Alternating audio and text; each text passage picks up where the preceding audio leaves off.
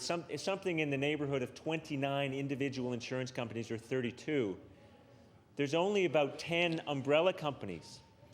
Because what they do is set up subsidiaries under the same corporate umbrella, but they're technically separate companies. And you have the cream of the crop goes into one company and gets one rate. And then if you're a medium risk, you're in another company, and the high risk go in another company. And they're all technically separate insurance companies. But it's all under the same corporate umbrella, being directed by that same rapacious CEO who wakes up in the morning not saying, how can I do right by Nova Scotia drivers? And what they do, and what they have been doing, is moving Nova Scotia drivers around between those different insurance companies. But the important thing to realize is they're not changing the rate schedule. They can move you from the high-risk group, or they can move you from the low-risk group to the medium group, to the high-risk group. You don't have any say in the matter. You'll just get a notice saying, hey, your insurance company has changed. Hasn't really, but it appears to have. And meanwhile, your rate's going up, but they haven't changed one penny of the schedule. What does this bill do about that? Nothing. Because all it does is delay implementation, new rate increases, delays implementation of new rate increases. So never mind that our constituents, yours and mine, have seen rate increases of 50, 60, 80, 100, 200, 300%. To this government, that's all water under the bridge, and now they're going to try and build a dam after all that water has flowed under the bridge, after the horse has gone so far down the road you can't even see it on the horizon anymore. Now they're going to put a cheap padlock on the stable and say, look, aren't we good boys and girls? But how long will it take people to realize that the horse is gone and the padlock on the stable is going to be broken off by the first insurance company that comes along?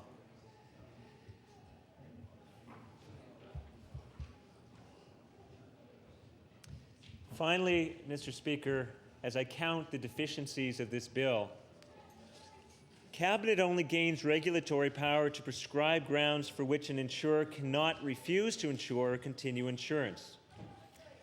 But the continued or newly offered insurance can be in any higher rate category that is available to the insurance company. So, Mr. Speaker, at the end of the day, after this bill becomes law, which it will in due course, what are Nova Scotia drivers going to see? Are they going to see their rates rolled back? No. No rates are going to be rolled back. If you've already got your rate increase, it's too late. The government has nothing to offer you. They're not going to do anything for you.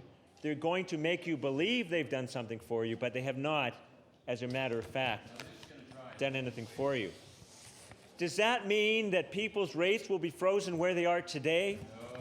That if you're paying, let's say, $1,500 today, that you can be confident that you'll be paying only $1,500 tomorrow? No. No, for a couple of reasons. One, it's not a rate freeze, it's only a rate delay. It's only a delay. But more important than that, if increases in the rate schedules have already been approved, you're out of luck. And those increases that have already been approved are going to come into effect over the next 12 months. So as people with trembling hands open their auto renewals, they're going to see increases. They're going to see substantial increases. Because all the insurer has to do is apply the rate schedule that was in effect before May 1st. And I think we know already that Nova Scotians now pay among the highest rates in the country. You don't have to believe us. Believe international consulting firm Runsheimer International. You don't have to believe us. Believe Statistics Canada, which says that Nova Scotia not only has the highest rates or among the highest rates in the country, but they're going up faster than any other province except New Brunswick. And I'm sure that over the next little while we'll be hearing a lot more about New Brunswick as we hear about the Tory government's mishandling of the issue there. The liberal opposition's zap your rolled back approach to rates, where with no explanation or idea of how it's going to work, they just announced they're going to roll back rates 25%. That's the liberal way. You just wave your magic wand and hope nobody notices that you don't actually have any idea how it's going to work. But today, New Brunswick heard the first sensible, reasonable, rational proposal on auto insurance in the debate. And it came from Elizabeth Weir and the NDP, Mr. Speaker. And I'll leave it for the members on that side of the House to watch the nightly news tonight, to read their papers tomorrow, to hear how the New Brunswick NDP is going to deliver low and fair auto insurance to New Brunswickers. Mr. Speaker, we have to remember what the problem is, and the reason that this bill is so deficient is because it doesn't deal with what the actual problems are. And in a nutshell, we have two problems. Our rates are too high, and they're unfair. The rates are among the highest in the country. Why is that? Why should that be? What is it about Nova Scotia and Nova Scotia drivers and Nova Scotia families that make them the highest risks to drive in almost all of Canada? And my friend and colleague from Sackville-Cobequid has suggested one possible reason for that we have a patsy Tory government that the insurance industry knows it can take shameful advantage of. This is the government that complained yesterday because the insurance industry didn't call a voluntary timeout. That's what we're dealing with, member from Sackville-Cobequid. That's what we're dealing with. A government that expected the insurance industry to have the best interests of Nova Scotia drivers at heart. Now, member for Halifax Fairview and the member for Halifax Cobequid to remember that the debate is supposed to go through the speaker. So if the honourable members wanted to discuss this issue further, they are entitled to do it, but I'd ask them to take it outside the chamber. The honourable member for Halifax Fairview does have the floor. Thank you, Mr. Speaker. Now, how high are our rates in Nova Scotia? Well, the very highest rate that I heard was $11,000 for one vehicle. $11,000 for one vehicle. It's not even that, well, I hope the person who showed me this example isn't listening, but it's not even that great a car. You know, it's not like the latest, greatest, most expensive car. Why is that family paying $11,000 for one car? Well, I'll tell you why, Mr. Speaker. Because there are 3 teenage drivers. And one of those teenage drivers had an accident. Not a tremendously serious accident. There was a bit of damage to the vehicles involved. Nobody was hurt, thank goodness. But there's 3 teenage drivers in that family, and their rate this year in 1 year, went from $3,000 and change to $11,000 and change. $11,000 to insure one vehicle, just because teenagers are driving it. What about the family who, for the first time, for a very long time, have had to choose between paying for insurance or keeping 2 cars? Well, they also have 2 teenagers. These are people who live in my constituency. The $11,000 car, as a matter of fact, is not in my constituency. It's in the constituency of the member for Sackville-Cobequid. I was talking to another family that has two youngsters, one of whom is now old enough to drive. And because of that, solely because of that, not because it was an accident, not because the insurers had to pay out one dime, but just because a young Nova Scotian reached a birthday, the insurance rate for that family has now put having 2 vehicles out of reach for them. So they had to choose. Should they let their teenager drive and allow her the responsibility and the privilege of driving a vehicle, or should they sell a car? And they chose to sell a car. It was that important to them that they send the message to their teenage daughter that they trust her, that they believe she can take on the responsibility, and that she's up to the challenge. And that's not something that the insurance company allowed them to do, because that family had to choose. Insure the vehicle or tell their daughter to stay out of the driver's seat. And they chose to let their daughter drive. I've visited businesses, Mr. Speaker, and I don't hesitate to say that the last business I visited to talk about insurance was in your riding, Mr. Speaker. And I said, well, why don't you approach your own MLA? And this business owner said, well, you know, he says his hands are tied. And I thought, what a shame that that member who's been here for a very long time and has been elected several times appears to have convinced his constituents that he can't actually do anything. He's on the government side. And in the last election, the pitch from the Tories was about all the benefits of having a Tory on the government side. In the by-election on which I was elected, just about the only thing that the Tory candidate had to say was that if he was elected, he'd be on the government side. But when people having a problem, do they call their Tory backbencher MLA? Sometimes. This particular backbencher didn't. He called us. He called us because his MLA has convinced him that he can't actually do anything. He has to follow the orders coming from the front benches. Anyway, so this business owner employs quite a number of people.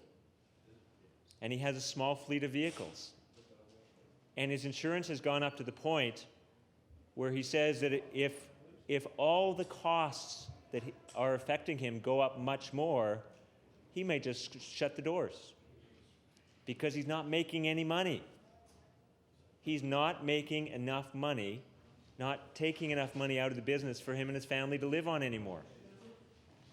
Because he lives in an industry like so many, like a trucking firm that I talked to out in the Ragged Lake Industrial Park, where they have no price flexibility. They're price takers. They're price takers. And no matter what industry, and particularly in the agricultural sector, I'm sure the member for Hants East will agree, if your input costs go up, you don't have the flexibility to increase your prices. Because for many of the companies selling to the local food distributors, there are only 2 food distribution companies working in Nova Scotia, 2 major ones at any rate. And they're not about to give people a break on price. They tell the producers what price they're willing to pay, not the other way around. So when the input price goes up, the company owner eats it. There's no place else for it to go. He can't raise the price of his product. And that's true whether he's a pork producer or a beef producer or whether he's producing fruit and vegetables. No matter what the product is that farmer is producing, he can't increase his price because he won't get it. He's got to eat it, and insurance is killing people. It's killing businesses. It's killing them. Like that, the trucking firm I talked to out in Ragged Lake, their insurance has shot through the roof. They did have one accident a couple of years ago. That's what they had insurance for, they thought. But what happened was that after the accident, their insurer canceled. The insurer just canceled them outright, and they looked around and they found there was nobody willing to insure the fleet because there was only 1 or 2 companies nationally who were willing to insure that kind of fleet anyway. So as soon as your insurer drops you, and believe me, Mr. Speaker, they are dropping Nova Scotians like hot potatoes. They're not sending notices with higher rates, they're sending cancellation notices. So when your insurer drops you like a hot potato because they don't want you anymore, because you got teenagers, because you're too old, because you're running a business, because, heaven forbid, you had an accident, you got nowhere to turn. Because many of the insurers have another policy that's not going to be affected by this bill, and I'm sure the members on that side must have heard of this policy, is that if one insurer cancels you, the others won't pick you up. They have a policy that they won't take people who've been canceled by another insurer. That's where the check bouncing problem comes from. Because if you bounce a check, your own insurer will cancel you as being a bad credit risk. And it's because of the policy that many, many of the insurers have that they won't pick up somebody who's been canceled, no matter what the reason, that people are forced into the facility association if they bounce a check. And if any member on that side doubts me, I would encourage them just to bounce a check with their insurer once and see what happens. Just see what happens. See if you believe me. See if the stories that we're hearing from Nova Scotians are true, that all it takes is one bounce check and you're in the facility association at double, triple, quadruple what you're paying now. That's all it takes. You don't have to be a bad driver. You don't have to have a conviction for drunk driving, although you're rated the same as if you did. All you have to do is bounce a check. And what's this bill going to do for those people, Mr. Speaker? What's this bill going to do for seniors, for students, for business owners, like the one in your constituency, Mr. Speaker? What's it going to do for them? Nothing. Nothing. So that's only the first problem, the high rates. Now let's talk about the second problem, which is the unfair rates. Because what the insurers have done now is they have multiplied the rating categories so that whatever happens to you, you get a little bit older, you get a little bit younger, you get a little bit richer, you get a little bit poorer, you have an accident or two, bounce a check, whatever happens to you, you get another vehicle, you get an old vehicle, you get a new vehicle, you paint your vehicle with tiger stripes, or you don't paint your vehicle. You have your vehicle has a birthday. Never mind you, your vehicle has one. There's all these multiplicity of rating categories, and they're just going to shuffle you around there. You know, in other provinces that have a sane insurance system like Manitoba, there's like 3 or 4 rating categories. 3 or 4. They don't discriminate against you based on age. They don't discriminate against you based on gender. But they will take your driving record into account. And there's 2 or 3 other things that they take into account, like whether you live in the city of Winnipeg. Because the city of Winnipeg dominates the province of Manitoba. It's got like 700,000 people out of Manitoba's 1.1 million people. So it's a big city, and if you live in the city, you pay, it's a little riskier, so you pay a higher rate than if you're out in the country. Okay, so but they only have 3 or 4 categories. How many do we have here in Nova Scotia? We don't know, because every insurer has their own. There's no limit to how many categories they can create. There's no limit to how they can shuffle people around the different categories. And that's why people are hurting so much, because now they're being put in categories that don't make any sense. And that's if they can even get somebody to explain to them why their rate has just gone through the roof. Try and get somebody to explain to you why your rate has gone through the roof. And you will either get people saying, I don't know, I can't tell you, or you get people who just won't tell you. Call your insurer. Call your insurance company and say, why is this happening? They just won't tell you. They won't return your call. Or they'll give you some baffle gab. You know, they'll say it's about September 11th, their reinsurance rates are high, or something like that. Well, what if, just imagine, Mr. Speaker, what if we had an auto insurance system that was based on the experience of Nova Scotia drivers? What if we didn't have to pay for September 11th? Although one broker, frankly, one broker who's well, I was going to say something about him, but it would identify who he is. He's actually a lovely man, very bright, very experienced. I'm really hoping that he'll be at the insurance brokers' dinner tomorrow night. If you want to learn about the insurance industry, he's the guy to talk to. He, who's no friend of public insurance, says all the stuff about September 11th is just nonsense. That's not what's really going on. That's not the reason. But if you call your insurance company, that's what they'll tell you. He says that's nonsense. My very experienced constituent who's a broker. So now we have identified the problem. We have very high rates, among the highest in the country, and we have a rate of increase that's second only to New Brunswick. Why is this happening? Are we the worst drivers in Canada? Are we that bad? I know I'm not. I've been rear-ended twice. Yes, I have. Both when I was 16 years old. It wasn't my fault either time. Actually, it makes for an interesting story. Let me tell you a little story about that, Mr. Speaker. About the second time I was rear-ended. The first one was at a stoplight, and that was no problem. I was driving a van for my first ever job, which was washing windows. So I was in this window washing van. And it was stopped at a stoplight. This was in Winnipeg. And it got smacked pretty hard from behind. And I thought, oh no. Okay, here I am. This is the first job I've ever had, first paid employment I've ever had. I'm driving the employer's van. And I thought, this is the second time I'm in trouble. So I go around back, and it turns out, quite miraculously, that the van that I'm driving, you can't even tell that it's been hit. If you look very carefully and know where to look, you might see a scratch, but considering the force of the impact, it was actually amazing there was no damage to the van. But the car that hit me wasn't so lucky. It had the left front all bashed in. It looked terrible. And it was going to cost quite a lot of money to fix that car. So I went out and I said to the driver, okay, well, see, I'd never been in action before. I was pretty sure that I knew I was supposed to exchange insurance information and things like that. And I said, okay, can I get your insurance and your driver's license and all that? And she said, no, I think we'll just forget it. Let's just forget it. Let's just not bother. And so she drove off in this really quite damaged car. And I got into the van, and my coworker was in the passenger seat. He'd had his license suspended, so he wasn't eligible to drive. That's why I was driving. And I said, you wouldn't believe what just happened there. The woman who hit me, her car was badly damaged, and she didn't want to know my name or like where I worked or like get my insurance information. And he said, oh yeah, you know why she did that? She's driving without insurance.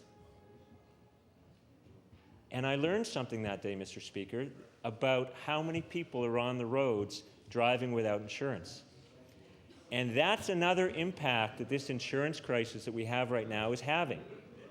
It's impossible to know, unless you do a road check and actually stop, a statistically significant sample of drivers and check to see if they have insurance. There's no way of knowing for sure how many uninsured drivers there are on our roads. The best estimates are that it's anywhere from 5 to 20% of the cars on the road. And it's going up. And Mr. Speaker, I don't care what the Minister of Environment and Labour says. You can't dismiss the numbers. The number of people being charged and convicted of driving without insurance is going up. And you can't just dismiss that. It's going up quite a bit. And now we have people admitting on open line shows and elsewhere that they're driving without insurance because they can't afford it. And they're saying, yeah, I'm driving without insurance. Incredibly, Mr. Speaker, it's cheaper for some people to drive without insurance and run the risk of the fine, which I understand for a first offense is something like $925. It's cheaper for them to take that gamble than to actually buy insurance. And we put that fine up just a couple of years ago. Mr. Speaker, I have to say that as the father of 2 young children, and 2 hours from now, Mr. Speaker, as I leave this place, I'm going to pick up both of my children and drive them home from their daycares. And I'm going to be driving on a road where anywhere from 5 to 20% of the drivers around me and my children are driving without insurance. That scares the heck out of me. It really does. And what's this government doing to deal with that problem? What does this bill do to deal with the problem, the growing problem of uninsured drivers, Mr. Speaker? What are they doing to keep my children safer? Nothing. This bill doesn't even address that, doesn't even begin to look at thinking about addressing that problem. And yet, they're going to be running into this upcoming election campaign trying to make people believe they've done something about auto insurance. So, it was the NDP who first raised this issue, Mr. Speaker, I have to say. Although I want to take the members back and say the very first time that we all heard that this was going to happen was when representatives of the IBC visited our offices and said, you know what? Rates are about to go up, and you're about to hear from your constituents. Now, my theory, my personal theory, Mr. Speaker, all along, is that this is a concerted campaign organized by the IBC to get legislative changes to increase corporate profits. The evidence that we have, Mr. Speaker, is circumstantial, to be sure. But the very first time that any of us in this caucus heard about the upcoming rate increases was not when they, from our constituents, it was from the IBC warning us, saying, this is coming, you better do something about it. And I believe the IBC will not rest content until they have got the legislative changes that they want, which are to let them continue doing what they're doing, but pay less to injured Nova Scotians. That's what they want. They want to keep on conducting business the way they are today. They say there's nothing wrong with them. They're pointing the finger and saying it's somebody else's fault.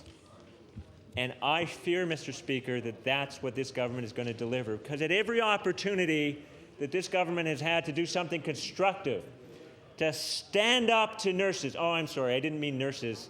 They have no trouble standing up to nurses. What I meant was standing up to the insurance industry. To stand up to the big corporate behemoths that our insurance companies have become. What have they done? Nothing.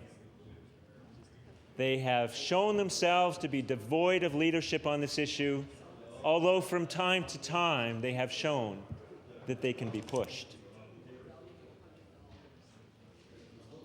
Mr. Speaker, who first raised this issue publicly? It was the NDP. It was my colleague from Cole Harbour Eastern Passage. It was my colleague from Cape Breton Centre who pointed out to the government that the Utility and Review Board had the power to review rates. And at first, what did the government do? They said, yes, that's what we'll do, and we'll do it now. No, they poo-pooed it at first. They said, oh, don't be silly. There's no problem. They said, oh, don't be silly. We have it under control. But sure enough, a month later, the minister indeed referred it to the Utility and Review Board. Now, I don't know if the government expected a quick resolution, but here we are well over a year later, still no decision from the Utility and Review Board. Now, Mr. Speaker, which caucus was it that registered as interveners at those hearings? Which caucus was it that attended those hearings on behalf of our constituents? Was it the Conservative caucus, Mr. Speaker? If that was your guess, you'd be wrong.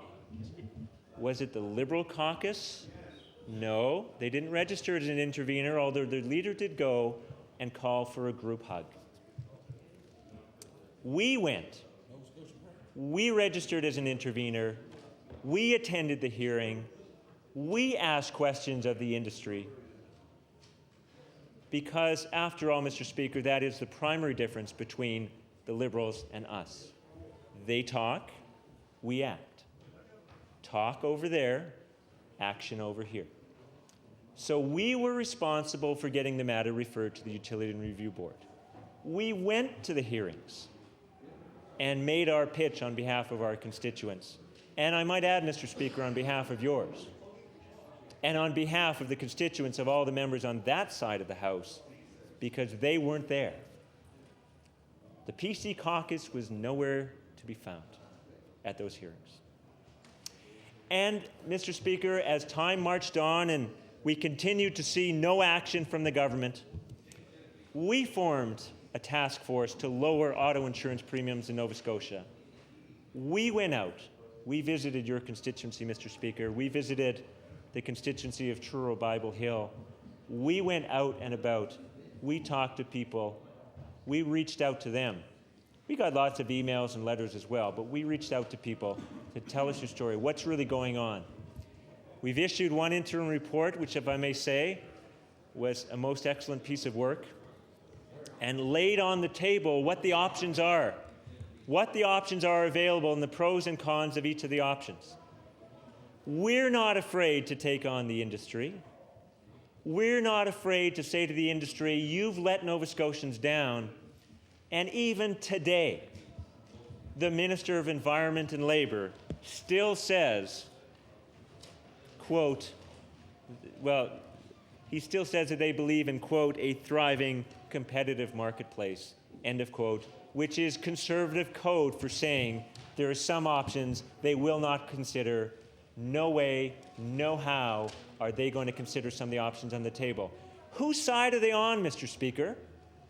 Are they on the side of the people that elected them, or are they on the side of the insurance industry?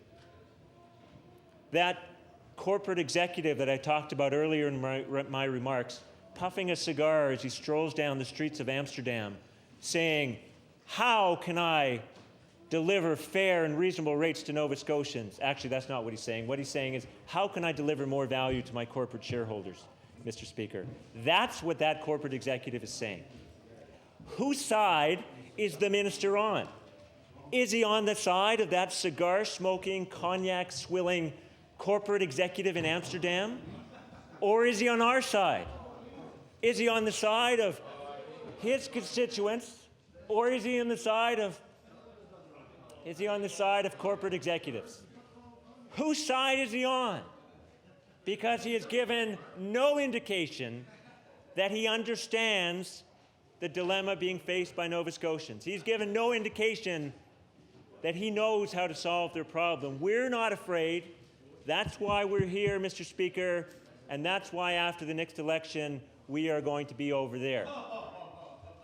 Because Nova Scotians know that if they want to look for solutions, they look to the NDP. That's what we need, Mr. Speaker. That's what we need.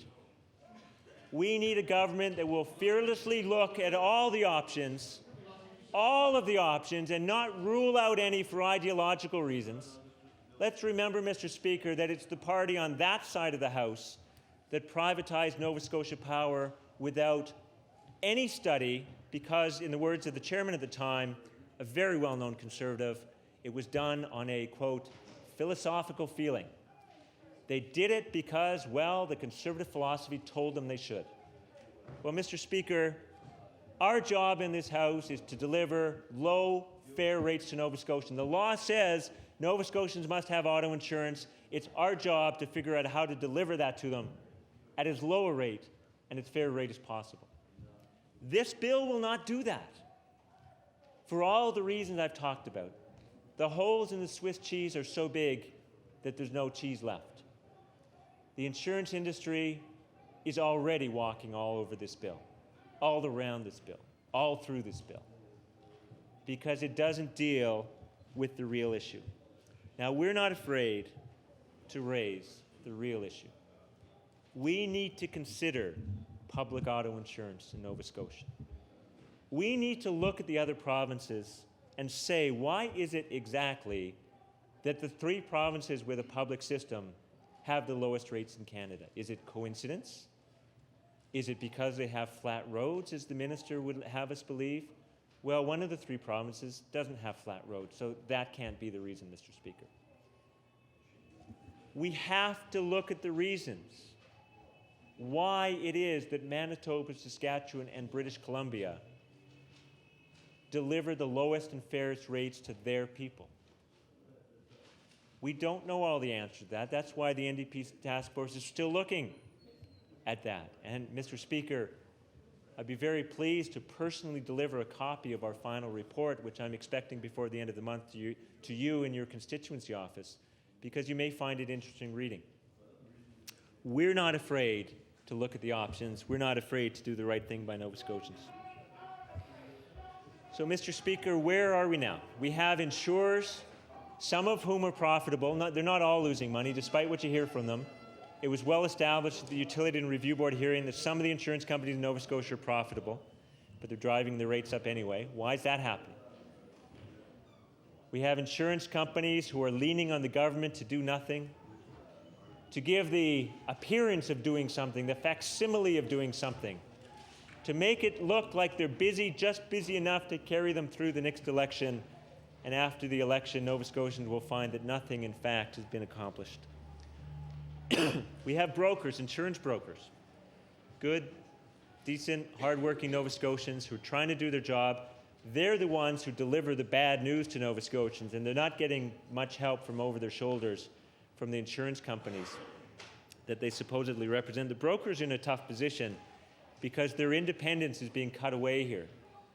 The consolidation of the insurance industry is such that there are very few insurers left, and some of the brokers who maybe used to have 4 or 5 clients now maybe have just one.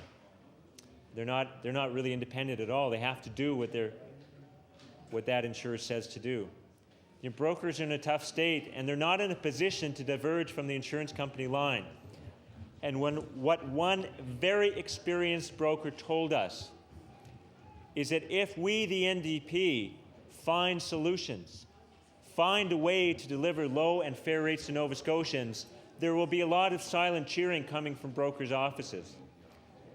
But they are not in a position to disagree with the position of the corporate behemoths in the insurance industry. We need to deal with the issue of repair shops, Mr. Speaker.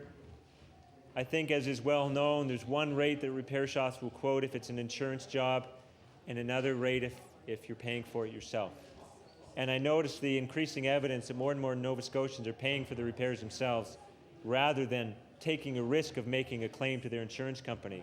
How did we get to the point where people buy mandatory insurance and are afraid to submit a claim? But that's where we're at. It's worth reflecting on for anybody on that side who thinks that the insurance companies are on our side, or the insurance companies are on the side of the people in Nova Scotia. People would rather pay out of pocket for damage, even if it's thousands of dollars, than run the risk of admitting to their insurance company that they've had an accident. And finally, Mr. Speaker, we have consumers. Where are consumers? They're beside themselves, Mr. Speaker. I'd like to close off today, Mr. Speaker. Mr. Speaker, do I have 2 minutes, 3 minutes?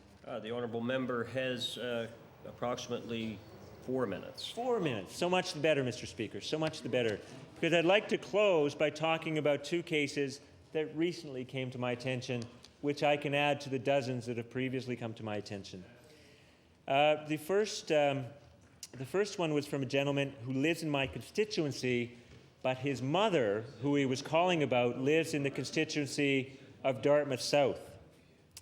She has a clean driving record, and she drives a 1990 Mustang, which she bought new, and after 13 years, it has 40,000 kilometers on it. She drives about 2,500 kilometers per year. That lady has just been notified that her premium is going up from $603 to $1,067. No explanation was offered, except that rates are going up for everyone. She was told by her insurer that, quote, no one is taking new customers, end of quote. The clear implication being delivered to this Nova Scotia senior was take it or leave it, Mr. Speaker. She's on a fixed income of about $15,000 a year. She cannot afford the increase. This will take that woman off the roads. Is it because she's a bad driver? No, because she had a birthday. She had a birthday. She had a significant milestone birthday. It tipped her over the edge, and that woman will no longer be able to drive her car. I'd like to close with another one, also from my district, and this is from a young couple, a young married couple at the other end of the spectrum. This couple last year paid approximately $3,000 for insurance. Their renewal notice was for $4,752. Why? They don't know. No reason has been offered, no explanation given. This person is one of the many caregivers in Nova Scotia who traveled around delivering care to Nova Scotians in physical need. And this person says that this rate increase could well cause her to lose her job, to give up her job, because she can't afford it anymore. So we have young Nova Scotians who may have to give up their employment because of these rate increases. We have older Nova Scotians who are being taken off the road because they can't afford the increases on their fixed income. And let's be clear about this, Mr. Speaker, the increases dwarf the amount of the rebate check that this government's about to send out. Not to say that that lady on $15,000 a year is going to get it anyway, because she probably won't. But even if she did, it's only a brick in the wall of what insurance company is now asking for. Mr. Speaker, what is this government and this minister and those 31 members on that side of the House and this bill going to do for those decent, hard-working Nova Scotians? Nothing. Thank you, Mr. Speaker. Thank you. The Honourable, the Leader in the House for the Liberal Party and Member for Clare. Thank you, Mr. Speaker. Mr. Speaker, I'm pleased to rise and speak on the second reading of Bill number 45, an Act to amend Chapter 231 of the Revised Statutes of 1989, the Insurance Act. Mr. Speaker, this bill will freeze insurance rates until January 1st of 2004. Mr. Speaker, I'm sure there's many people out there, let's be fair, that do certainly welcome this legislation that's before the House. But I'm sure at the same time, there's many people out there as well. You know, what then? What after January 1st of 2004? Mr. Speaker, in speaking on this bill, it goes without saying that this issue is one that all of us in this province have an opinion on, since it touches every home from one end of this province to another. Mr. Speaker, we are all aware of stories from Nova Scotians about how their car insurance rates have risen dramatically in the past year. Mr. Speaker, I just want to look at an article that came out in the Herald back in April 12th, several weeks ago. It talked about the rising rates. Increases in auto insurance premiums between February 2002 and February 2003. In Canada, the insurance premiums, Mr. Speaker, rose by 30.4%, 30%. Here in Nova Scotia, Mr. Speaker, the insurance rates rose by 65%, Mr. Speaker. But with this piece of legislation that's before the House, freezing rates until January 1st of 2004 is only a slight measure that will undoubtedly provide some relief to Nova Scotians for some time. It's a delay tactic, Mr. Speaker, that I'm sure many people are probably wondering why only till January 1st of 2004. Again, Mr. Speaker, what this clearly demonstrates is another example of this government's demonstration that it will only provide some relief for a small period of time. Again, Mr. Speaker, we have to probably wonder, you know, the timing behind this piece of legislation that was tabled yesterday in this House. I'm sure, Mr. Speaker, it has to do with certainly with the expected election call that will be coming out soon. Mr. Speaker, it goes without saying that people want good insurance coverage, but they also want reasonable premiums. You know, when you look at these high insurance premiums, especially in the last year across Canada, Nova Scotia was one among the highest provinces in Canada that was faced with high insurance premiums. According to the information that's reported here from Stats Canada, Nova Scotia was the second highest province in Canada that faced the highest second insurance rates in all of the country.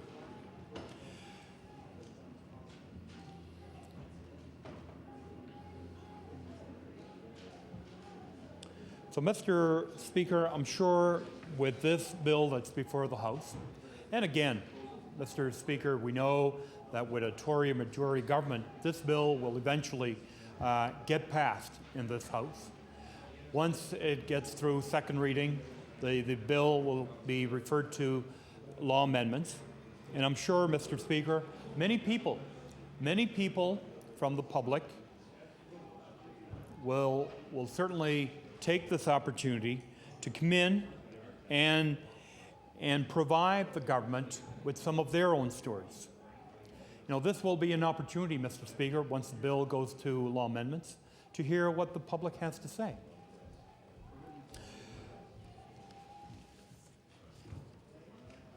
Mr. Speaker, by freezing insurance rates now, this government is simply using it as a delaying tactic. You know, they're telling Nova Scotians that something is coming, but you have to wait. You know, you have to wait because we've heard the minister yesterday that more will be done in the fall. You know, but yet, right now, with this piece of legislation that's before us, the waiting is now over, at least until January 1st of 2004. And that's just 6-7 months away from now, Mr. Speaker. What then? Mr. Speaker, this issue that has been before this House many, many times, because Nova Scotians expect their government to address this issue of higher insurance rates. Instead, a year after something that could have been done, this government and this minister responsible says Nova Scotians will have to wait until the fall session of the legislature before legislation will be brought forward. Well, you know, Mr. Speaker, in the last year, Mr. Speaker, we know that the government has asked the Nova Scotia Utility Review Board to examine private passenger automobile insurance rates in Nova Scotia. These hearings started just several months ago, late September of 2002. Mr. Speaker, we know that the Liberal caucus called upon the government back in February of last year to create an all-party committee, Mr. Speaker, to examine why insurance rates were going up, were increasing drastically in this province. Mr. Speaker, a number of neighboring provinces actually did that last year. Went out and consulted with the people in New Brunswick, in Newfoundland, to hear what people had to say. But our government, for whatever reason, decided to delay. And then just several months ago, the URB decided to examine why private passenger automobile insurance rates were being increased in this province. At the same time, or shortly thereafter, Mr. Speaker, our Tory government tabled this back just last month, in March.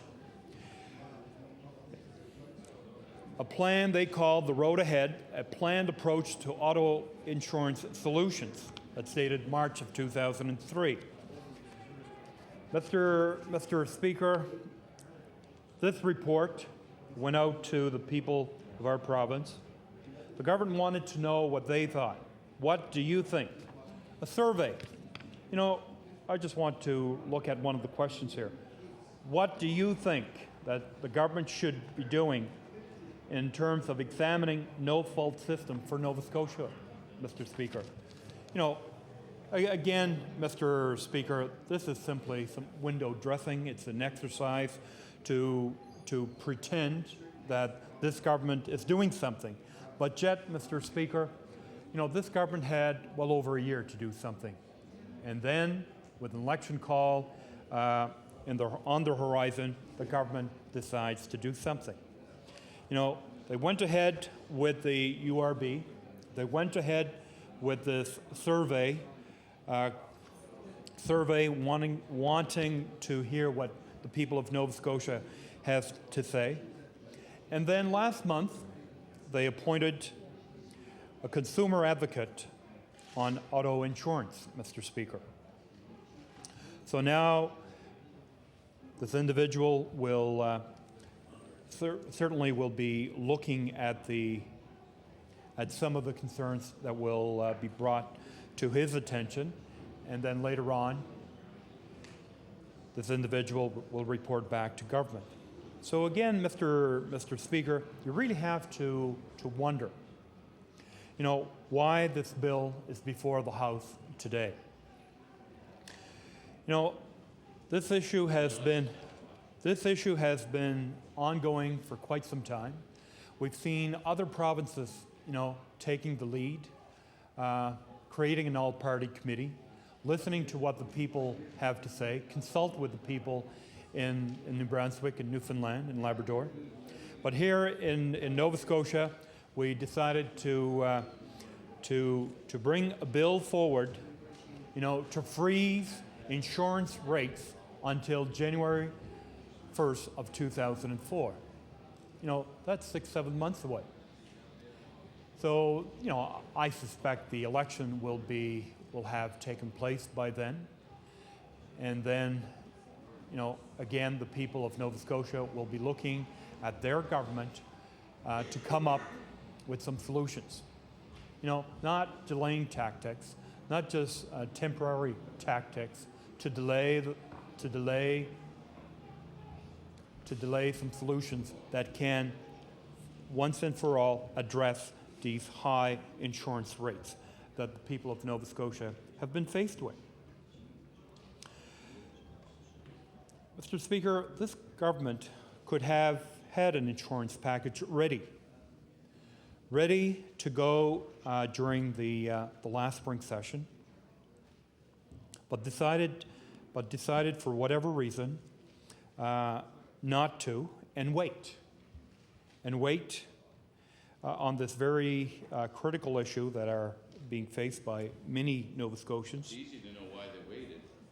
The election was. And here we are, probably on the eve of an election, debating this bill that's before the House. A bill that is basically delaying insurance rates increases until January 1st of 2004. Mr. Speaker, probably because of this government's inaction, or with so-called half measures that include freezing rates and empty regulations, you can be sure that this issue will grow and will continue to grow. It will continue to grow and force many rural residents and other residents in this province who must rely on their vehicles for transportation to choose to go without insurance.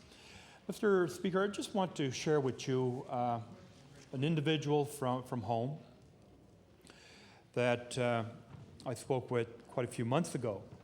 This individual has two vehicles at home. Because, Mr. Speaker, he couldn't afford the insurance increases on his premiums, trying to save money, trying to cut corners, Mr. Speaker, in order to make ends meet, he decided to cancel his collision insurance on both of his vehicles. So, Mr. Speaker, I'm sure this is not the only individual in this province that has decided to cancel his coverage for collision on his vehicle in order to try to save some money, in order to try to make ends meet. You never make a claim for the amount of that. But Mr. Speaker, this is not the quick fix solution that this individual and many, are looking for. But they're forced to. They're forced to because they have no choice. Mr. Speaker, speaking with this individual, he also indicated that some of his friends have told him that they have canceled their car insurance altogether.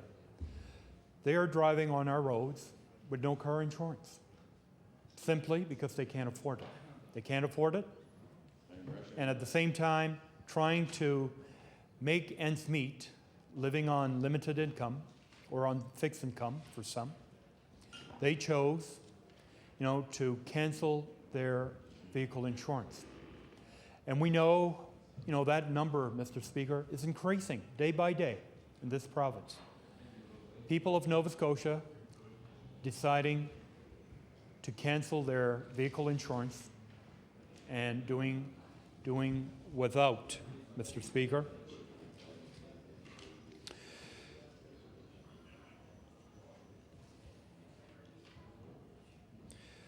Mr. Speaker, the government says it will address the unfairness issues by bringing in regulations.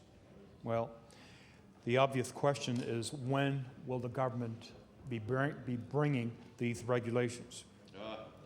After the election. In other words, there won't be any. Mr. Speaker, as my colleague here from Sackville-Cobequid indicates, that chances are these regulations will only be brought in after the election. Again, it's this, pre-election campaigning. Backdrop. Is it just window dressing? Inoculation. Mr. Speaker, again, we will have to wait to see this government bringing in these regulations. No, Darrell will do it when he's premier after the next election. And more. Yeah. My colleague here indicates that Darrell, leader of the NDP party, will be bringing these regulations. I can tell you, Mr. Speaker, in my part of the province, the NDP are not even on the ground. There's no interest, no candidates in sight.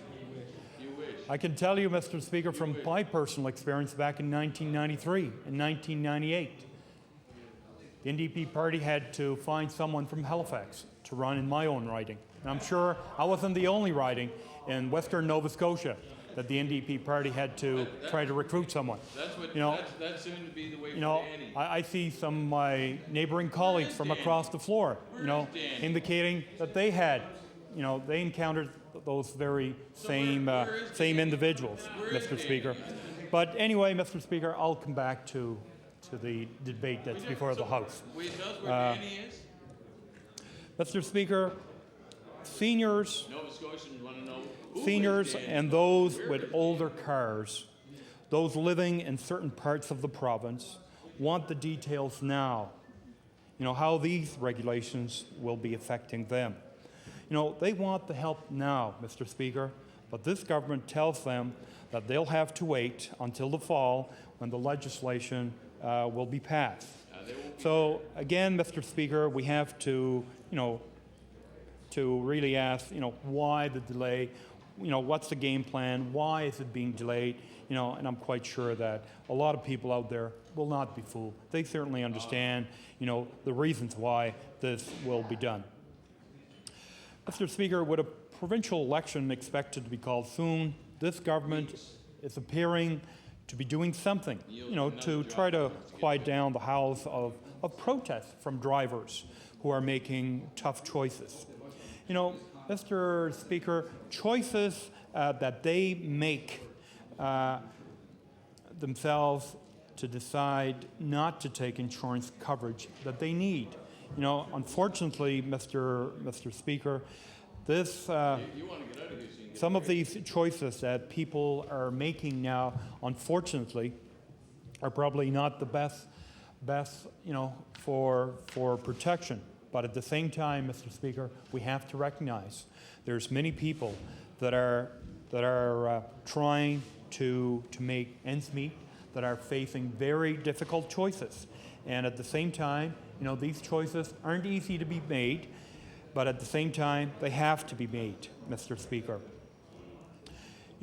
Again, Mr. Speaker, with rate increases, pushing some insurance payments to thousands of dollars a year, it will only continue to force people to risk driving without insurance or stop driving altogether. Mr. Speaker, we've seen earlier that insurance rates in this province have increased by 65%. There's many people in this province, unfortunately, that they don't have that extra cash. They don't have that extra money, Mr. Speaker, to pay these insurance increases.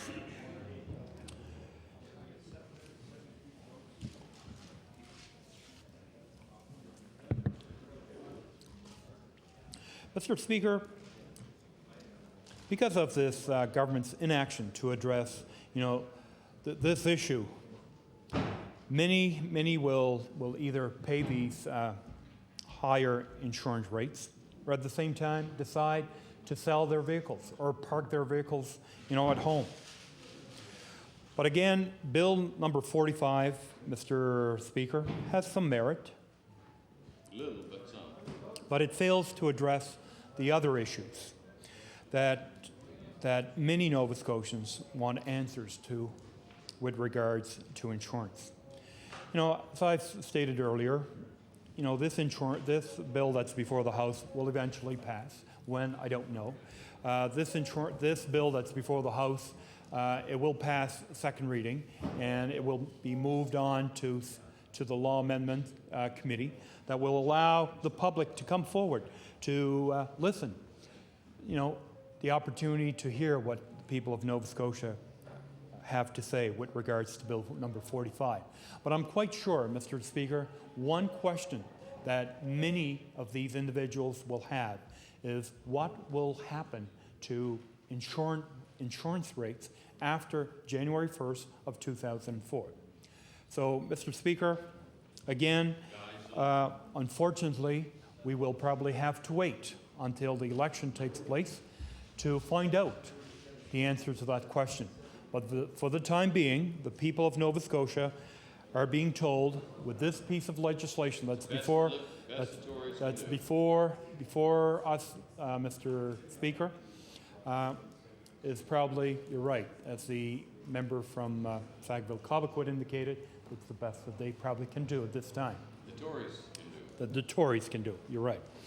But, Mr. Speaker, what happens over the next few months with respect to seniors wanting and needing to get insurance coverage in rural areas? What happens to those already hit, with high insurance rates over the last year? Mr. Speaker, I was at visiting an individual this past weekend, a senior living on unlimited income. They have limited resources. They're currently doing some repairs on their own home. But this individual, Mr. Speaker, indicated that his truck insurance used to be $1,100. He is now paying $2,000. His obvious question is, why is my insurance, being increased by $900? Why is the insurance company gouging me? This individual has many questions, in terms of choices.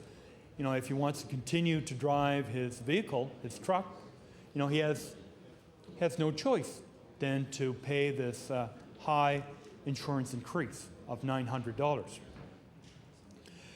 Mr. Speaker, again, I'm sure this individual is not the only one that is being faced with making some real tough choices.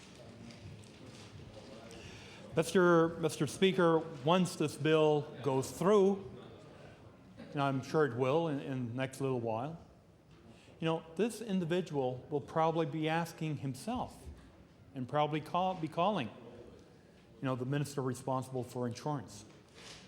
The rate increase, this bill that freezes insurance rates until January of 2004, won't do any good for this individual, Mr. Speaker.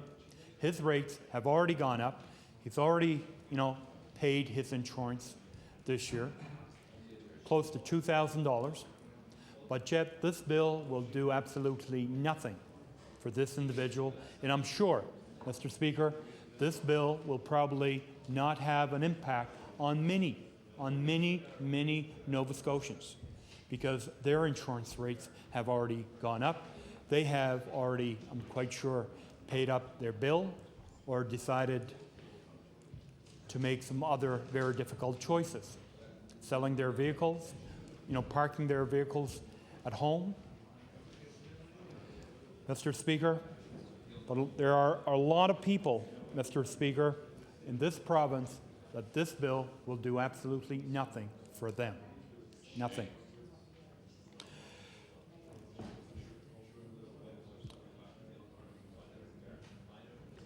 So, Mr. Speaker, what happens to those, again, already hit with high insurance rates over the last year or before May 1st of 2003, that this bill covers?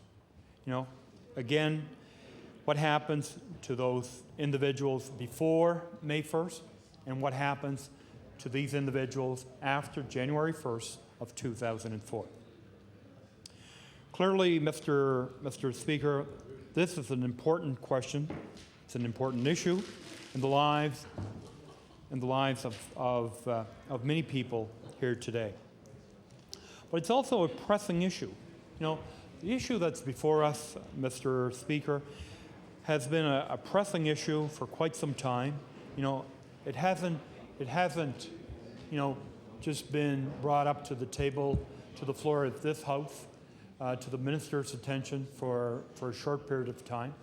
As I've indicated, this has been an ongoing critical issue that many people here in this province has been faced with, and many people in Atlantic Canada and across Canada have been faced with for well over a year ago. In fact, Mr. Speaker, we would not be here today debating Bill number 45 if this government had proceeded with actions last year. Maybe following some of our neighboring provinces' leads with an all-party committee, Mr. Speaker. Yeah, they didn't do anything, Mr. Speaker. This was an opportunity, Mr. Speaker, to do something. But here we are today with Bill 45 that's before the House. The government is attempting to do something, or at least show the people of Nova Scotia they are doing something until January 1st of 2004.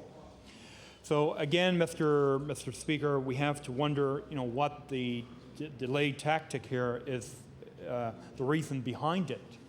Again, I'm sure it probably has to do, with the election election call that will be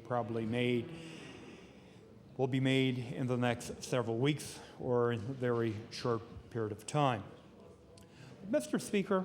I believe that we have to have diligent efforts by all parties.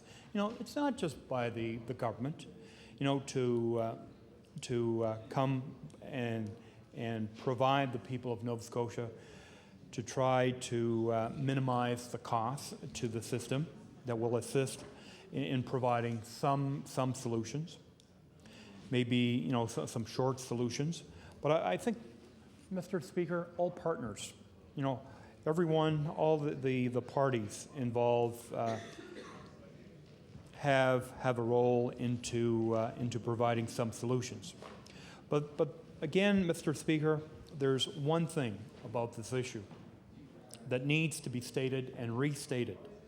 This issue that's before the House, has been here, Mr. Speaker, many times in the last year. At that time, Nova Scotians were calling upon their government to address this issue earlier last year. But for whatever reason, the government decided not to. It's not because of an election call. It's not after the election. It's probably not during an election that this insurance critical issue should be addressed. But however, Mr. Speaker, that issue is before this House now, and we are debating today. So again, I'm sure many people will be questioning the timing of Bill 45, why the government has decided to bring this bill before us at this time. They know the Tories So, here. but as you know, Mr. Speaker, many residents, rely on their vehicles for transportation.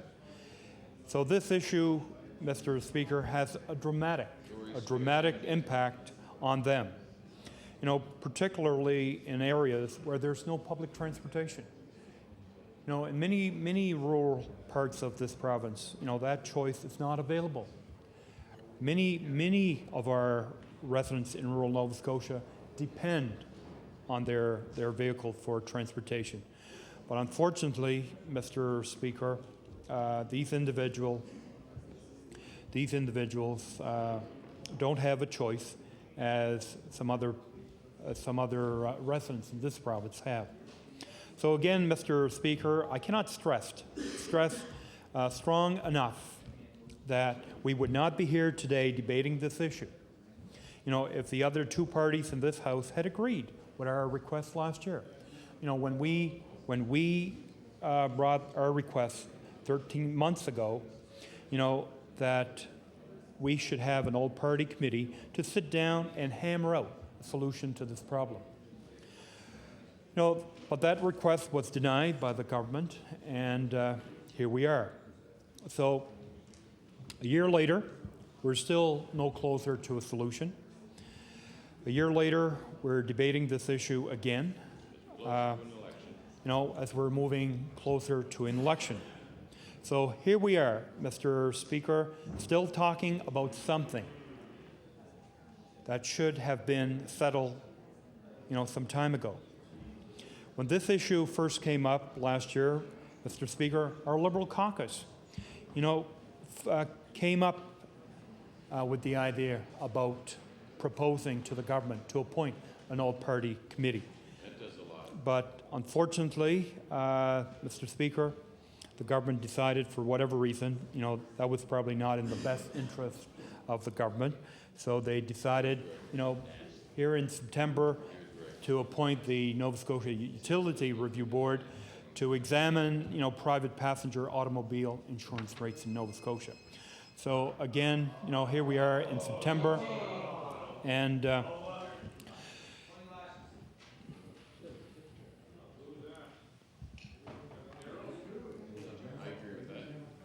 so again, Mr. Speaker,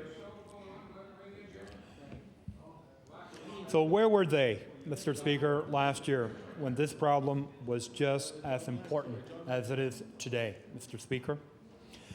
They were nowhere, and here again, we're going nowhere with this piece of legislation that's before us. January 1st, 2004. We will freeze, we will delay the increased insurance rates until then, and then what? And then what? Hammer time. Yeah. Mr. Speaker, they don't have to ask people what's wrong. You know what's wrong. The rates, Mr. Speaker, in this province are too high, and people can't afford to pay them. But the government is going to go around this province, say that they have a bill, and they have some regulations, and some changes are coming. They're pinning their hope on this half measure that's before the House. This bill that they expect will help them probably get passed through the next election. This is all politics, Mr. Speaker. This bill that's before us, bill number 45. Mr. Speaker, again, if we had established an all-party committee 13 months ago, this issue would have been decided and dealt with, and hopefully in the best interest of the consumers in Nova Scotia long before now. So again, Mr. Speaker, the time for inaction must pass. Nova Scotians deserve better than a half-measure bill that's before us, especially on the eve of an election. Again, as I've indicated, a year later, this government decides to do something, or at least make it look like they're doing something by introducing this bill, by delaying the process until later, until the fall. But Mr. Speaker, we shouldn't be surprised. We should not be surprised, since this is more inaction by a government, comfortable with inaction. So Nova Scotians won't be fooled by this government with this bill that's before us. That doesn't address, Mr. Speaker, the issues, and won't for some time. But again, Mr. Speaker, this bill will not help Nova Scotians, since the results will only come well past the election. Mr. Speaker, again, the rising rates in Nova Scotia have gone up in the last year by 65%, and the bill that's before us that does very little in addressing, the real issue that's before the people of Nova Scotia. So again, Mr. Speaker, you really have to wonder, why Bill 45 that's before the House today. So I think it's quite obvious. This is playing politics. That with an election call around the corner, the government has to pretend that they are doing something. We have seen very, very limited action by this government in addressing this real critical insurance rates increases that's before us. So with hoping that Bill 45, again, will try to convince some of the voters going into the next election that they're doing something. And I'm sure, Mr. Speaker, especially with the election around the corner, I'm sure insurance rates, again, will certainly be talked about, from one end to the other end of this province. So again, Mr. Speaker, I will take my place. And again, Mr. Speaker, with Bill number 45, it's simply a tactic by this government to delay the real issue that's before the people of Nova Scotia. Thank you, Mr. Speaker. The honourable member for Sackville-Cobequid. Yes, Mr. Speaker, I'm rising on a point of order, not to take part in the debate. And Mr. Speaker, I'd given you a notice in advance that I intended to do this, and I'm rising on a point that I had discussed with you privately earlier today, Mr. Speaker. And I'm not rising to question your authority to make the decision you did, Mr. Speaker, but to ask for rationale for it and possibly another way to look at coming up with might be a more consistent type of policy. And Mr. Speaker, what I'm referring to is a decision that has been made to limit the number of those who are visiting us around this chamber to protest, Mr. Speaker, the failure of the government to allow negotiations, or I should say arbitration, to take place in the current labour dispute. And Mr. Speaker, the ruling has been made by yourself to limit the number of protesters, strikers, to 20 at a time to enter this particular building, 10 on the main floor and no more than 10 in the gallery. Now, Mr. Speaker, as I said, I'm not challenging your ability to make rules. This House is under your jurisdiction. However, Mr. Speaker, in the past, we have had situations where we have had, for example, the paramedics, we have had healthcare workers during the Bill 68 debate and so on, and others, where the numbers were not restricted below that number set by the Fire Marshal's office, unless, Mr. Speaker, unless they created a disturbance for which they had to be, for example, evicted from the building, Mr. Speaker. And going by the public record, Mr. Speaker, you're on the public record yesterday saying even though they were noisy, they did not disturb the proceedings of this House. And Mr. Speaker, I am seeking the rationale for the ruling, and I'm also requesting, Mr. Speaker, requesting so that in order that this could be dealt with on a consistent basis for not only the present but for the future, suggest, Mr. Speaker, that this is an issue that should be referred to the Committee on Assembly Matters to come up for a consistent policy to be followed now and in the future. The Honourable Government House Leader. Yes, Mr. Speaker. Speaking to the point of order, I think that what the honourable member, the House Leader for the New Democratic Party, has suggested in some respects, is true. In other words, people should have the right to come into this place, and whether they're demonstrating outside or not doesn't really matter. But when they come into this place, Mr. Speaker, I think that there are common sense rules that they must abide by. And Mr. Speaker, I noticed yesterday, for instance, that we had a crowd up in the gallery who came in with signs on their T-shirts. Now, you say, well, that's completely acceptable. But, Mr. Speaker, I don't think it's acceptable to have a whole bunch come in and then take off their shirts and display themselves in T-shirts that are sending a message either to the government or to the opposition.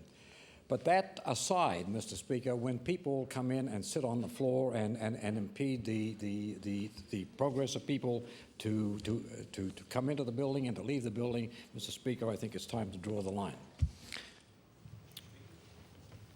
Order, please. The all member for Colchester-Muscatawba Valley. Yes, Mr. Speaker. Mr. Speaker, I would like to say, Mr. Speaker, on a point of order and in response to the comments made by the honourable member for Sackville-Cobequid, that in fact he probably is in a roundabout way trying to challenge your rule, Mr. Speaker.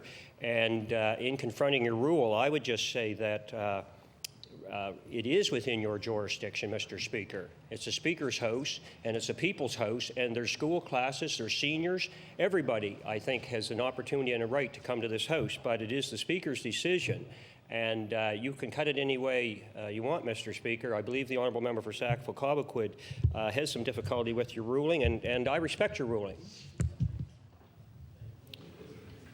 The honourable member for Sackville-Cobequid. Thank you very much, Mr. Speaker. And both members opposite who spoke, I think, made compelling arguments as to why we should refer this matter to the Committee on Assembly Matters so that we come up with consistent rules that can be followed in a consistent manner, not only for the current situation, but also, Mr. Speaker, for those in the future.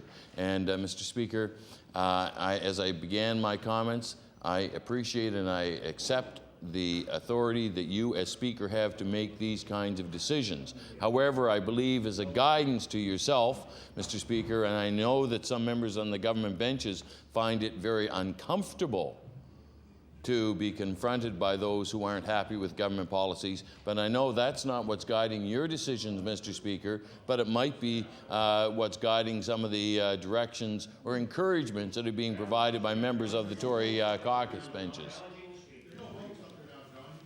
Now, Mr. Justice. Could I put in my 2 cents worth? I appreciate the point that the honourable member from Sackville-Cobequid has made, but there was no question that yesterday there was a deliberate attempt by that group to disrupt the proceedings of the House. I mean, that's no question. And as a matter of fact, there was a letter that came out from the President of the Union today, which was circulated to all members, which, Mr. Speaker, you've read it, said, with the exception of May the 5th, be respectful of the operations of the House. I mean, there's no question what they did yesterday. And, Mr. Speaker, the honourable member from Sackville-Cobequid, the issue of people coming in, and we've lived through that the last 4 years, but in most cases, they didn't deliberately try to disrupt the operation of the House, and clearly that was the case.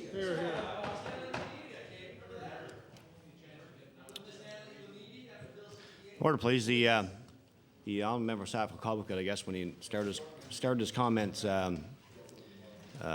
asked that I would explain to the House, I guess, why I made the decision I did. I'm certainly prepared to do that. I think there's a process that's in place in this House that if the House doesn't agree with the decision I've made, I think there's a process in place that could be followed to overturn that decision, certainly.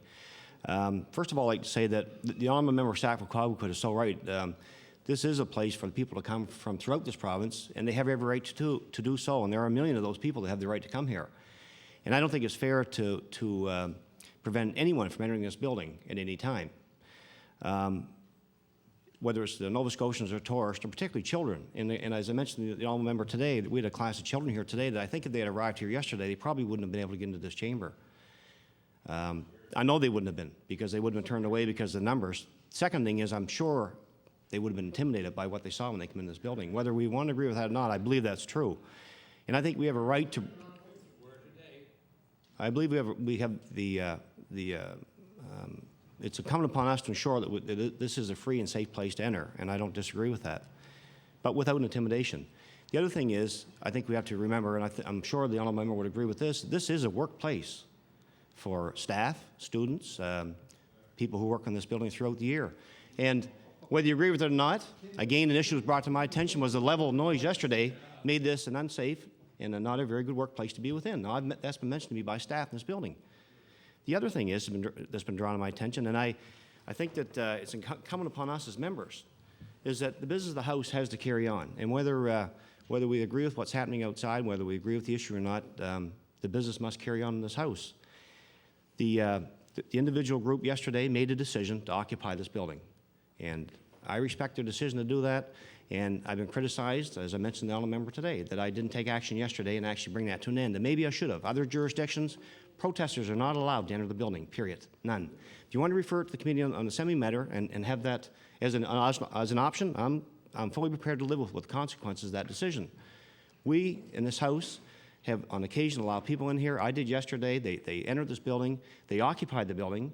I made a decision to the security people not to take any kind of action that would cause a confrontation that may cause injury to any people, whether staff or those individuals. I respect them and I respect their right to come here. I think they made their point, and I said that to media. But when it ended last night, I also made a decision this morning that for the remainder of this session, and I will document this to the President of the Union, that I would not allow any more than 10 members of that union in the gallery or on the second floor of this building. And I'm fully prepared to justify my decision to do that. However, if I'm overruled by the House, then I'll live with that as well.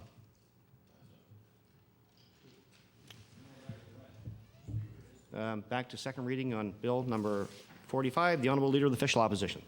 Thank you, Mr. Speaker, and certainly thank you very much for the opportunity to join this evening, still this afternoon, in debate on Bill number 45, the Insurance Act amendments. Mr. Speaker, and my colleague was mentioning before me that he considered this bill to be kind of the Tory-Maginot line, Mr. Speaker, is the way that he described it, and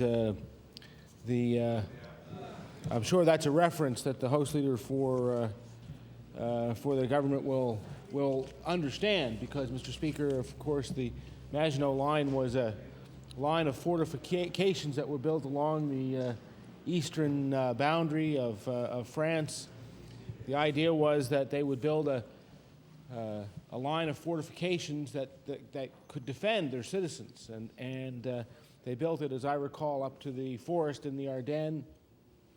And unfortunately for the French, the Germans under Hitler decided just to ignore the Maginot Line and went around it through the impenetrable Ardennes.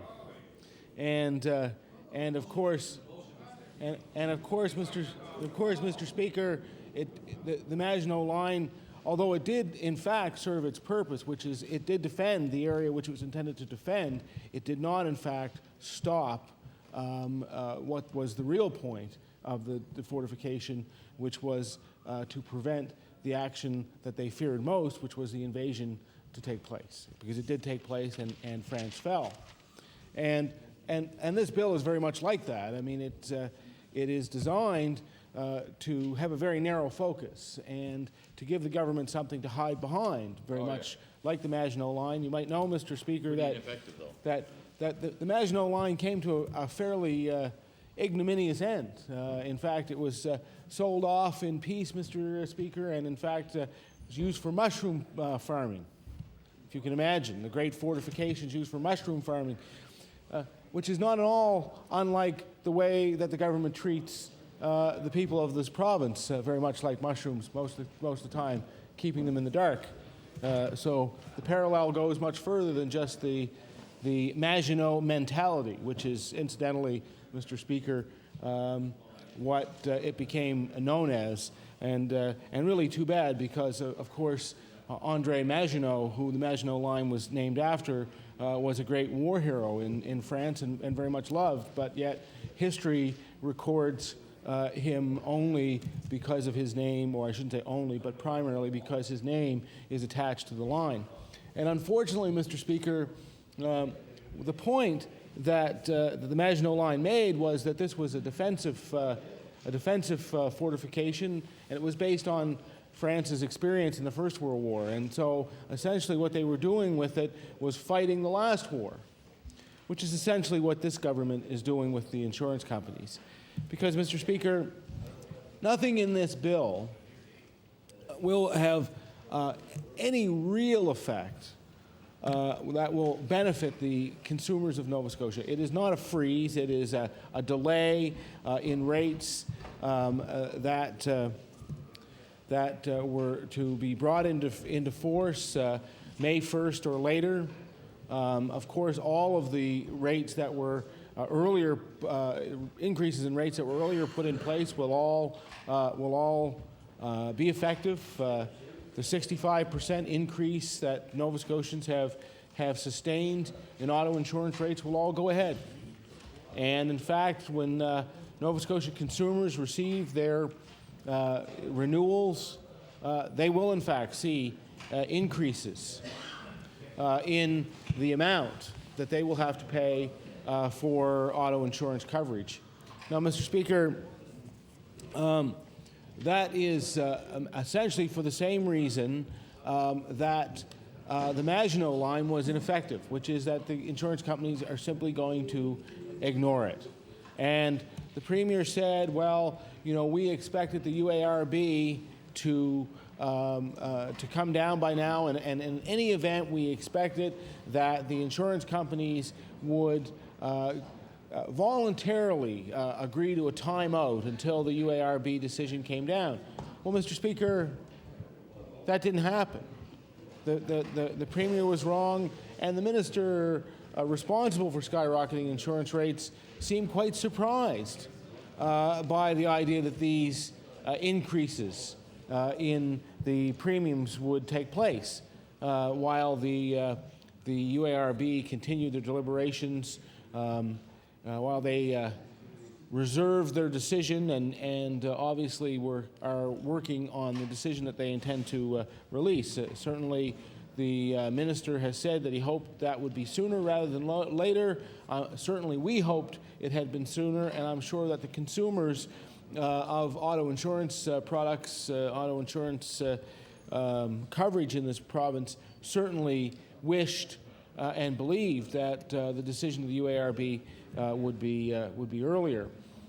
All this bill really does is deal with what was a preemptive strike by the insurance industry to try and raise rates before the UARB decision came down, in case the decision by the UARB was to raise its rates, or was to roll back its rates, because they, of course, the new increases would not be subject to the UARB decision. So, to the very, very limited extent that this bill deals with that in the very, very short term, Mr. Speaker, I suppose that one could justify it. But the reality, of course, is that it's just chock full of holes. And certainly, I know we in this caucus, and I assume, although I'm not sure about the members of the caucus of the third party, will certainly be looking for substantial improvements in this bill before it's passed into law. There's much work to be done, and of course we intend to try and assist the government in making this a better piece of legislation, as we do, Mr. Speaker, with all pieces of legislation that come before this House. The job, of course, of the official opposition is to hold the government accountable, to go through legislation in a concise way, to offer constructive criticism of the clauses in each piece of legislation as they exist, and at the same time to offer alternatives to what exists in order to make the legislation on the whole better, not only for the government's sake and for the sake of those of us in this room in terms of doing a good job, but because the law, Mr. Speaker, is the servant of the people. It is not the master of the people. It is the servant of the people. And if we are to truly serve the people, then we must take the responsibility to make good laws, Mr. Speaker. And as it stands now, this is not a good law simply because the insurance industry has displayed every intention to ignore the government and to ignore the wishes of the government and to simply find new and inventive ways to raise its revenue levels. Now, I'm assuming, and it's always dangerous to assume, Mr. Speaker, that people understand somewhat how the insurance industry in this province works, but that, of course, may not be the case. Because over and above the rates themselves that you pay, of course, there are rating categories in which individuals fall. And, of course, the easiest way, if your rates are frozen, to get around that is to simply start shifting people among the rate categories. If you have people who in previous years you would have insured in a preferred category, you simply knock them out of the preferred category. Or perhaps you knock them out of the premium pool altogether and put them in the facility association. Mr. Speaker, you may know the facility association is the insurer of last resort. And of course, there is an obligation on the industry to provide insurance to all drivers. That obligation, however, is not coupled with any kind of responsibility to provide it at a reasonable rate. So, Mr. Speaker, if you're willing to pay enough, of course, you can get insurance. And in many cases, when these people are shifted into the facility association, they pay very, very high rates, Mr. Speaker, for the privilege of being able to operate a motor vehicle in this province. And I know you know that, and I know because of your profession, certainly when you were on the byways of this province, no doubt from time to time you would have cause to see occasions when people were driving and not properly insured, and that wouldn't be at all surprising, Mr. Speaker. I know I was recently down in Shelburne County, Mr. Speaker, and down in Shelburne County, I was down at a nomination. I was at a nomination meeting down there, Mr. Speaker, and the local candidate down there was sheriff of Shelburne County for 22 years, Mr. Speaker, sheriff of Shelburne County for 22 years, and he was saying that one of the prime concerns in Shelburne County is just the cost and availability of insurance, because people who live in rural communities, they know this is true. They know it is true. They know that doctors don't make house calls anymore. If a senior citizen, or for anyone for that matter, wants to go to a medical appointment, if they want to go and pick up their groceries or a prescription or anything else for that matter, they have to have a car. And as Sheriff, as Mr. Stoddart was indicating to me, he said, the problem is it's endangering the way of life in rural Nova Scotia, because in rural Nova Scotia, if you don't have the ability to get access to all of the things that you need, what you do is that you have to travel to where people have access to those, which is in metropolitan Halifax, Dartmouth. And I can hear the member for Yarmouth Clayton Park over there. Mr. Speaker, he's another one who's facing the same problems in Yarmouth County as well. But I'm sure, Mr. Speaker, that he won't have to worry about them much longer. He won't have to worry about them much longer, Mr. Speaker. So, Mr. Speaker, I can hear him.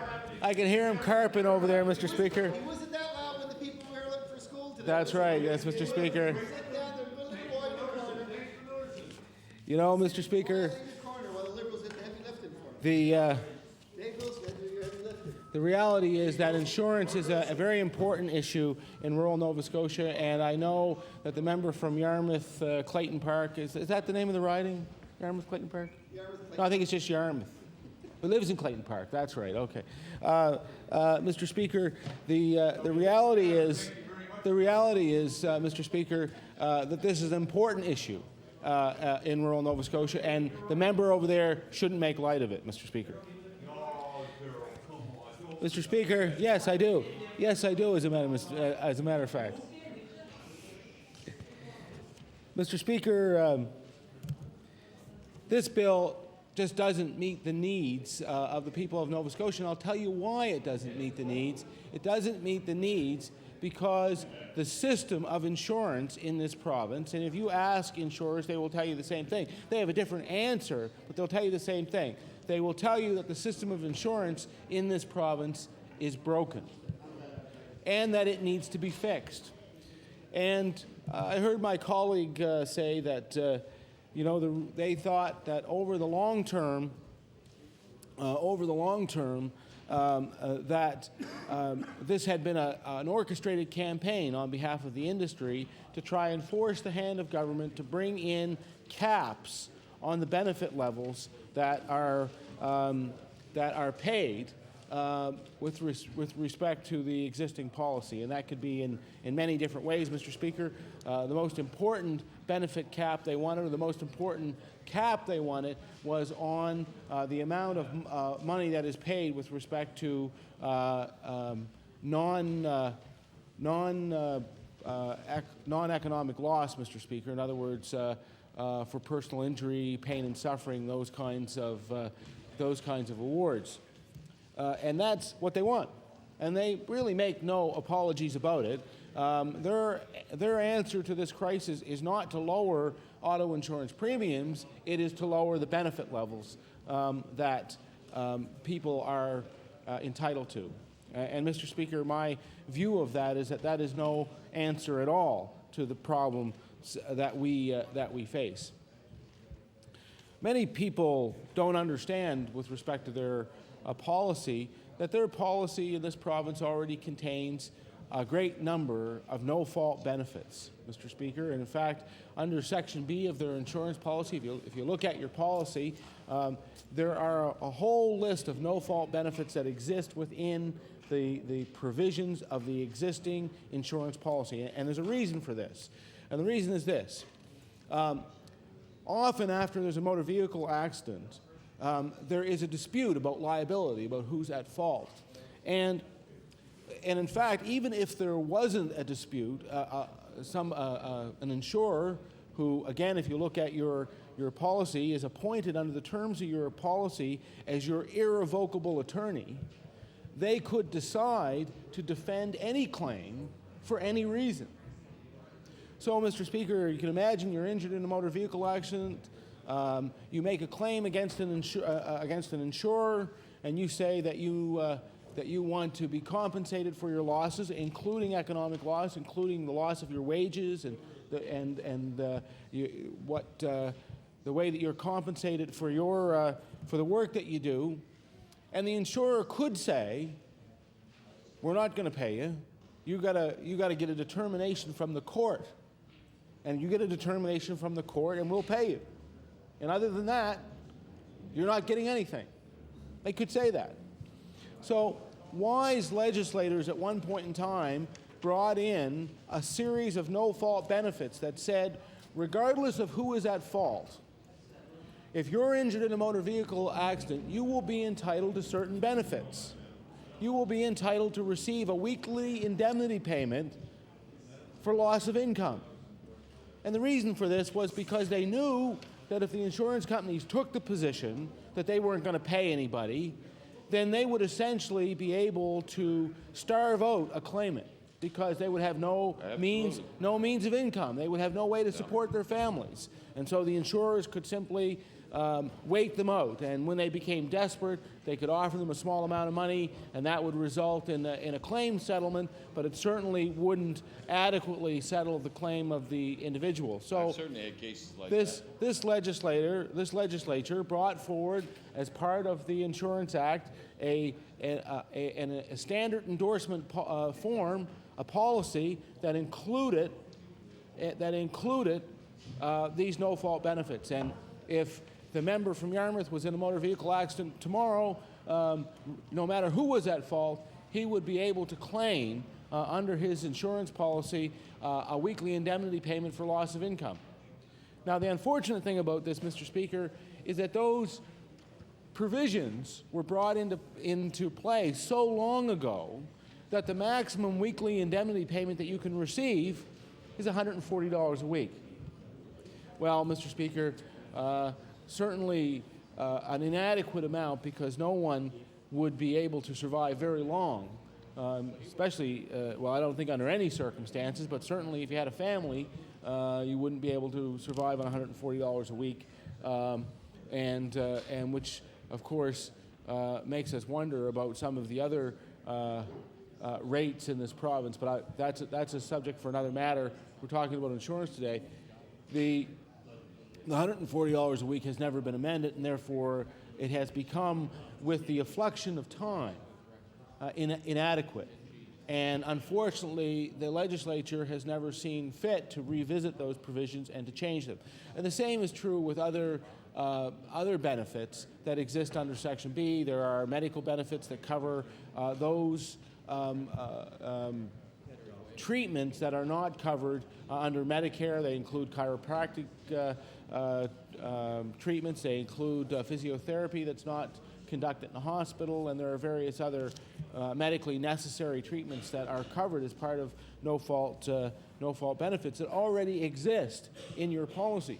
So, in my view, Mr. Speaker, the current insurance policy, in that it provided a certain level of no-fault benefits on the one hand, but yet allowed for the proper adjudication of non-economic loss on injury claims, gave Nova Scotians, in terms of the policy, the best of both worlds.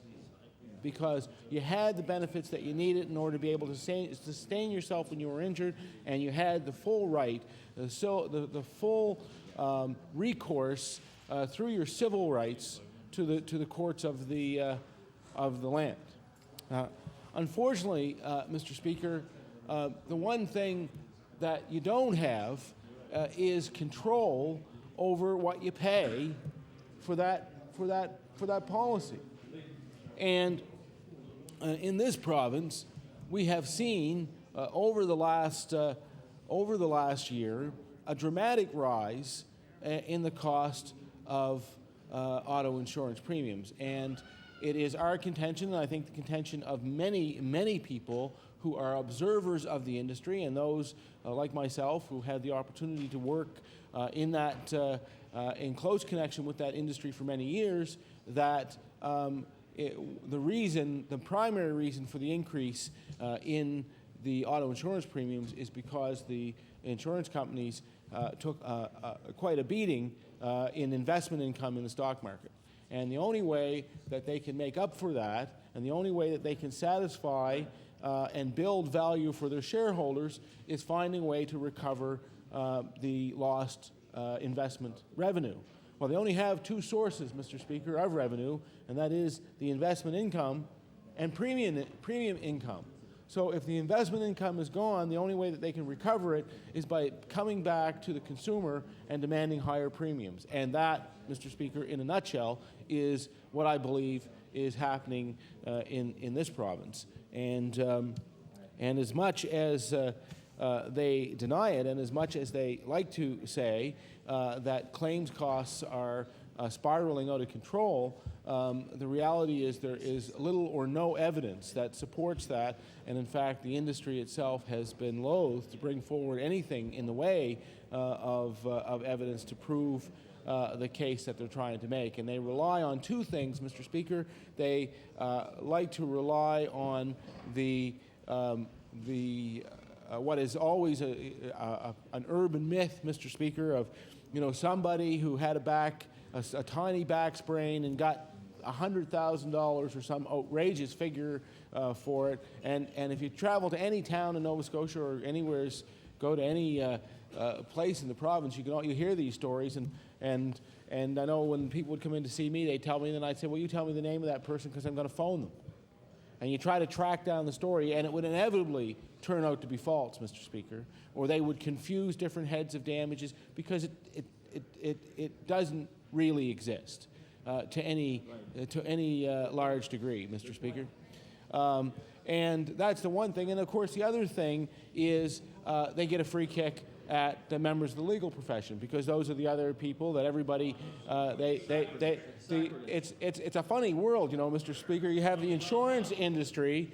You have the insurance industry blaming it on the lawyers, right? And all the people out, the consumers are saying is, I don't care which one of these guys are at fault. I just want lower insurance claims. And you know, God knows, Mr. Speaker, you know, as a practitioner, it's one of those things that it comes with the territory. You have to put up with it. But you know, really, it is the fact that the insurance companies are.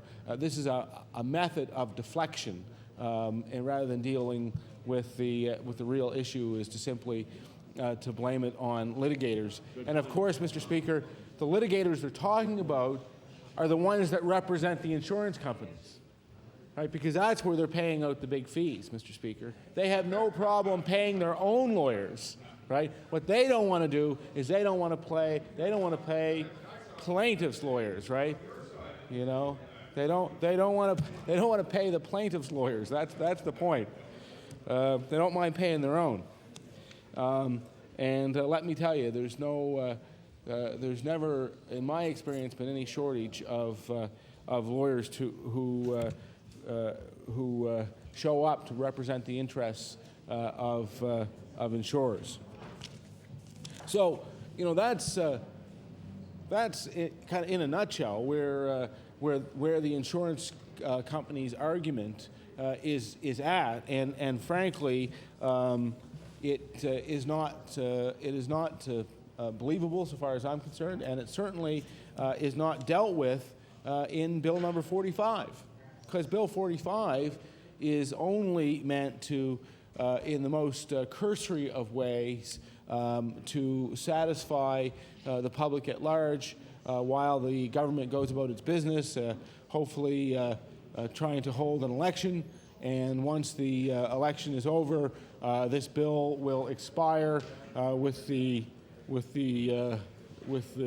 coming of the 1st of January 2004, and the insurance companies will be right back at what they were at before, which is raising the rates of the people of this province. There's much that could have been done, Mr. Speaker, and simply wasn't. And one of the things that the NDP caucus undertook was an opportunity to go around the province to talk to people. Mr. Speaker, we mailed out some 150,000 insurance cards to people to inform them about what was going on in the province and ask them to respond. And they went out just a very, very short time ago, I think the end of last week. Here we are in Tuesday of this week. And Mr. Speaker, we've received almost 1,000 of those cards back already. And most of them, quite frankly, represent a response that is one that is, I don't think there's any delicate way to put this, it's just a pure anger at the ineffectiveness of this government in dealing with this very, very important issue. And I think, Mr. Speaker, as you can see, the government, in response to the NDP task force, then came up with one of their own. In response to the NDP's urging that this matter be sent to the UARB, they finally sent it. In response to the NDP's insistence that there be a consumer advocate, they finally appoint one. And at every stage of the game, Mr. Speaker, the Tories are failing to see the emerging problem with the position that they take, much like, as I mentioned earlier, the French did with the Maginot Line. They failed to understand that the world had moved on past them, and they were left playing catch-up, and that is the unfortunate reality for the members of the government caucus. And frankly, I have to say, Mr. Speaker, that they never have really caught up. And this is a serious problem, and I just want to demonstrate this by reminding the members opposite of a few cases that have come to our attention over the last little while. Mr. Speaker, we spoke with a Dalhousie student who was the student Senate representative for the Dalhousie Student Union. And last year, Mr. Speaker, his insurance tripled.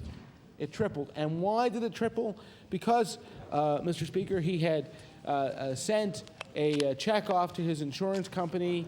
I think he was moving accounts or something like that, realized after he sent the check off that he had sent it on an account that he had closed. So he phoned his insurer and said to his insurer, look, don't cash the check. I'll get you another one down, and you can use that one. But the insurer went ahead and tried to cash the check anyway, even after he had instructed them to do otherwise. As a result of that, as a result of the bounced check, the insurance company has a rating rule whereby if you bounce a check, you go into another category, and you're not entitled to the premium discount. So what happened was they ended up with this dramatic and drastic premium increase. A tripling of what he had paid the year before. Well, Mr. Speaker, after much work and explaining to various agencies, he shopped around and managed to qualify for a group rate and to pull his insurance rate back down somewhat, but not to what the original rate had been. So, creating a very considerable hardship for a young person who is simply attempting to get a university education. And I must say, Mr. Speaker, he's not alone, because when we attended at St. Mary's University, we met there with a group, the task force met there with a group of students. There was one young man who was there who resides in the Timberley Prospect riding. In fact, I believe he was a former student of the member from Timberley Prospect. And he was pointing out that in order to go to university, he needed a car to get back and forth, that the bus service wasn't sufficient to service his needs. But the problem was that he just couldn't afford the insurance that he required in order to be able to travel back and forth. Unfortunately, because of his age, he is being taken off of his parents' insurance because of the dramatic increase in costs and their rates. So he started looking around. Thought maybe he'd go out and find himself a car and find out whether or not he could get insurance. Well, what he found out, Mr. Speaker, was that he was getting insurance quotes from $4,000 to $6,000, $4,000 to $6,000 to insure a car for him. Then, Mr. Speaker, he decided that, well, it must be that it was going to be, he was looking at a new car or a newer model car. He decided perhaps that what he would do is get an older vehicle, and perhaps, that would make the insurance more manageable. Well, Mr. Speaker, he found that the quotes that he was getting were down somewhat, down to $3,000 if he didn't want collision coverage. So, Mr. Speaker, hardly manageable. And on top of that, what they found out was that if you buy an older car, there is a point at which the insurers will simply refuse to insure it. And this is a mystery to me, Mr. Speaker, because, of course, the province of Nova Scotia has taken it upon itself to make the inspection of motor vehicles mandatory. You have to reach a certain safety standard in order to be on the roads. The government has determined what that standard should be, and yet the insurance companies can decide arbitrarily based on simply the age of the vehicle that they're not going to insure it, even though the government says that it is perfectly safe to be on the road.